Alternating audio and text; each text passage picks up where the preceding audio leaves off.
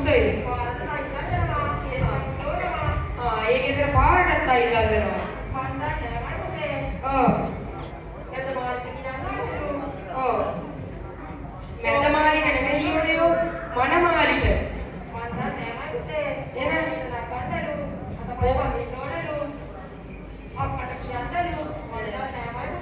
පෝරකේන නම් ගන්න නම් මේ බෙල්ලුම් ගහනේ බෙල්ල වල දාන්න වෙන්නේ. පෝරකේන නෙමෙයි යෝදයෝ පෝරුවට.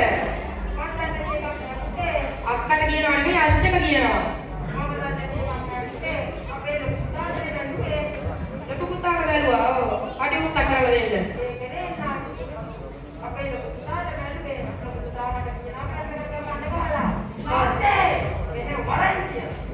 ඒ තරම් හොඳට මේ ළමයිම හදලා තියෙනවා.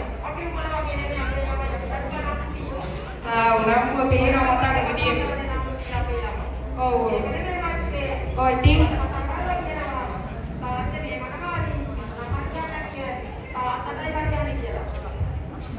ලොකු පුතාට බලන්න ගිය මනමාලි කොහමද තාත්තට හරියන්නේ? ඔව්.